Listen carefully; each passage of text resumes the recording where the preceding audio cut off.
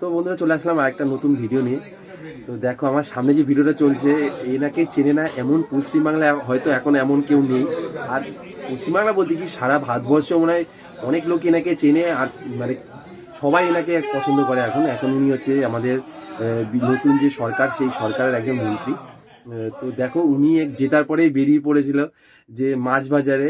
এই কারণটা হচ্ছে এইটাই যে তৃণমূল যখন ক্ষমতায় ছিল তখন তারা প্রচার করছিল যে বিজেপি নাকি বাংলায় আসলে নাকি মাছ ফাছ সব বন্ধ করে দেবে। তা মাছ ভাত আমরা খেতে পারবো না। তার জন্য ইনি বেরিয়ে পড়েছে। জেতার পরেই মাছ বাজারে চলে গেছে। মাছ বাজারে চলে গিয়ে আমাদের সামনে পুরোটা দেখাচ্ছে যে তোমরা মাছ খেতে পারবে। আমরা তো মানে এটা শুনে প্রথমে ভয় পাচ্ছিলাম যে মাছ খেতে পারবো না, বাঙালি তো মাছ ছাড়া থাকতে পারে না। তো চলো তার জন্য তোমার সামনে ভিডিওটা নিয়ে আসলাম। আর দেখো মাছ আলারাও কিভাবে জয় শ্রীরাম করছে। তো ভিডিওটা খুব ভালো লাগলো বলে তোমাদের সামনে নিয়ে আসলাম। তো তোমাদের কি মতামত আছে ভিডিওটা সম্বন্ধে আমাকে জানিও।